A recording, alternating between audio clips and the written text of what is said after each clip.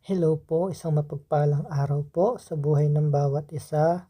So, ito pong bidyong ito ay para sa mga gustong matuto ng instrument, kahit mga common instrument lang, kahit piano or gitara. So, kung ikaw po ay nag-uumpisa pa lamang, para sa iyo po itong bidyong ito. Kasi po, napakahalaga po ng ituturo po natin sa bidyong ito na yung pagkasunod-sunod ng chords at na dapat mong malaman kung ikaw ay beginners pa lamang sa instrument or sa music. So, una, ito po yung basic na po pwede nating dapat nating malaman. So, yung mga chords sequence or yung pagkasunod-sunod ng chords, no? So, may sa chords, sa music, ang kauna-unahan dyan is, ang pagkasunod-sunod nila is C, then merong si C, merong tinatawag na C sharp or si D flat. Ayan.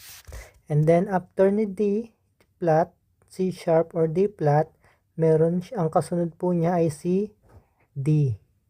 And after ni D, meron po siyang D sharp or si E flat. And after ni D sharp or E flat, meron siyang, ang sunod niya ay si E. At dahil si E ay wala na pong sharp, ang kasunod na po niya ay si F na kaagad. At dahil si F ay merong sharp, ang kasunod po ni F ay F sharp or G flat. Yan. At dahil ang kasunod ni F sharp ay at G flat ay si G. At dahil si G ay merong sharp, ang kasunod po niya ay G sharp.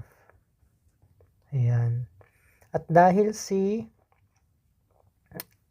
or G sharp or A flat, ang kasunod ni G sharp or A flat ay si A. At ang kasunod ni A ay, dahil si A ay may A sharp or B flat. At ang kasunod ni B flat ay si V. At dahil si B ay wala ng sharp, ang kasunod na niya ay si C. Yan. So, papaliwanag natin itong mga sharp and flat chords, no? Pag sinabing sharp, yan po ang tinatawag na mga pwedeng higher chords. Bakit? Kasi titignan natin, si C, dahil pag itinaas mo ng isa, magkakaroon po siya ng C sharp. So, ibig sabihin, mas higher po siya ng isang nota kaysa sa original note niya. O, kung halimbawa si D, pag itinaas mo siya ng isa, magkakaroon po siya ng sharp, magiging D sharp. Pero ito naman si flat, ang ano naman po niya ay lower naman siya. Lower po siya ng isang nota kung ikukumpara mo doon sa kanyang root key, which is sasabihin natin na si D.